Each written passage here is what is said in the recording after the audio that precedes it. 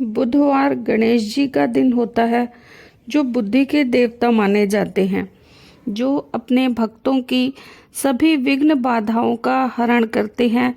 इसलिए उन्हें विघ्नहर्ता भी कहा जाता है। अगर कोई सच्चे मन से इनका पूजन करे तो जीवन में धन और सुख समृद्धि की कमी नहीं रहती। भगवान गणेश, जिन्हें विघ्नहर्ता भी कहा जाता है, इनकी पूजा अर्चना करने से जीवन के सभी दुख दूर हो जाते हैं। इस दिन व्रत रखने का भी विधान है। अगर कोई सच्चे मन से गणेश जी की आराधना करता है तो उसके जीवन में धन और सुख समृद्धि की कमी नहीं रहती। बुधवार व्रत की विधि।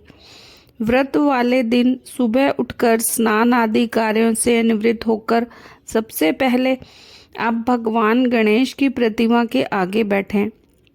गणेश जी की पूजा करने से पहले संकल्प लें, क्योंकि किसी भी पूजा को शुरू करने से पहले संकल्प लेना आवश्यक है। सबसे पहले एक चौकी लेकर उस पर लाल कपड़ा बिछाएं। इसके बाद गणेश जी की प्रतिमा स्थापित करें। कुमकुम, अक्षत, घी और अगरबत्ती से गणेश जी का पूजन करें। उसके बाद ओम गंग गणपते नमः का जाप करें। बुधवार व्रत में जो सावधानियां रखनी चाहिए वो है कि गणेश जी की पूजा में तुलसी का प्रयोग न करें और गणेश जी की पूजा करते समय टूटे या गीले चावल न लें। अब सुने बुधवार व्रत कथा। कथा को सच्चे मन से ध्यान लगाकर सुने और कमेंट बॉक्स में गणपति जी की जय जरूर लिखें। पौराणिक ग्रंथों में बुधवार के व्रत की कथा कुछ इस प्रकार है। बहुत समय पहले की बात है। एक साहूकार का नया नया विवाह हुआ था। उसकी पत्नी मायके गई हुई थी। नया नया विवाह था, नई उमंग थी। साहूकार का परिवार भी कुछ खास बड़ा नहीं था।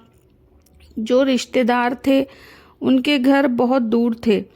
अब साहूकार को अकेलापन खाए जा रहा था। उससे ना रहा गया और साहूकार जा पहुंचा ससुराल। साहूकार की बड़ी आवभगत हुई, लेकिन ससुराल में तो पत्नी से खुलकर बात करना दूर, सूरत तक देखना मुश्किल हो रहा था। अगले दिन साहूकार ने कह दिया कि विदाई की तैयारी कर लीजिए, हमें निकलना है। अब संयोगवश वह दिन था बुधवार का। सास ससुर ने समझाने का प्रयास किया कि बेटा, आज बुधवार का दिन है, इस दिन बेटी की विदाई नहीं करने का रिवाज है। विदाई क्या, किसी शुभ कार्य के लिए यात्रा पर जाना बुधवार के दिन शुभ नहीं माना जाता। लेकिन साहूकार नहीं माना और कहा, मैं इन सब बातों को नहीं मानता, आप हमें जाने का आशीर्वाद दीजिए। अब अपने दामाद के आगे सास ससुर की कहाँ चलने वाली थी। मन महसूस कर तैयारी करनी पड़ी। बेटी की विदाई कर दी गई। अब चलते चलते रास्ते में साहूकार की पत्नी को प्यास लगती है। साहूकार जैसे पानी लेने के लिए जाता है तो वापस आते ही उसकी हैरानी का ठिकाना नहीं रहता। उस अपने ही हमशक्ल को गाड़ी में पत्नी की बगल में बैठे देखता है। उसकी पत्नी भी एक शक्ल के दो दो व्यक्तियों को देख परेशानी में पड़ गई कि उसका पति कौन सा है। जैसे ही साहूकार ने पत्नी के पास बैठे व्यक्ति से पूछा कि वह कौन है, तो पलटकर जवाब दिया कि भैया, मैं तो फला नगर का साहूकार हूँ और फला नगर से अपनी पत्नी को लेकर आ रहा हूँ। तुम बताओ, तुम कौन हो जो मेरा वेश धरकर यहाँ आकर कबाब में हड्डी बनने के लिए आधमके हो। ऐसे बहसबाजी करते करते दोनों में झगड़ा बढ़ गया। झगड़े को देखते हुए राज्य के सिपाही वहां आ पहुंचे और साहूकार को पकड़ लिया। अब सिपाही भी चक्कर में कि दोनों की शक्ल तो एक समान है। उन्होंने साहूकार की पत्नी से पूछा कि इनमें पति कौन सा है। बेचारी क्या जवाब देती। तब साहूकार ने हाथ जोड़ लिए और भगवान से विनती करने लगा कि हे भगवान, आपकी ये क्या माया है।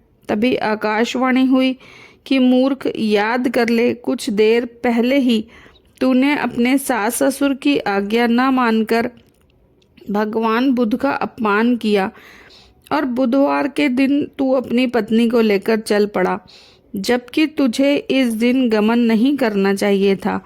ये स्वयं बुद्धदेव हैं जो तुम्हें सबक सिखाने के लिए तुम्हारे वेश में हैं। तब साहूकार ने कान पकड़कर माफी मांगी और आगे से कभी भी ऐसा न करने का वचन किया और बुधवार को नियम पूर्वक व्रत पालन करने का संकल्प किया। तब जाकर साहूकार के रूप में प्रकट हुए बुद्ध देवता अंतर्ध्यान हुए और साहूकार अपनी पत्नी को लेकर घर जा सका। इस घटना के पश्चात साहूकार और उसकी पत्नी दोनों नियमित रूप से बुधवार व्रत का पालन करने लगे। मान्यता है कि जो भी व्यक्ति इस कथा को कहता या सुनता है या फिर पढ़ता है, उसे बुधवार के दिन यात्रा करने से किसी तरह का दोष नहीं लगता और समस्त सुखों की प्राप्ति होती है। बुधवार की शांति, सर्व सुख के इच्छुक पति पत्नी बुधवार के दिन इस व्रत को कर सकते हैं। बुद्धि, ज्ञान, कार्य, व्यापार आदि में उन्नति के लिए बुधवार का व्रत बेहद शुभ और फलदायी माना जाता है। इस दिन बुद्ध देवता के साथ साथ भगवान गणेश जी की पूजा का भी विधान है। धार्मिक मान्यताओं के अनुसार विघ्न विनाशक गणेश जी को लाल रंग बहुत प्रिय है। ऐसे में आप उनको लाल रंग के फूल चढ़ा सकते हैं। उनकी पूजा में आपको गुड़हल, लाल गुलाब का फूल अर्पित करना चाहिए। इसके अलावा आप गेंदे के फूल भी अर्पित कर सकते हैं।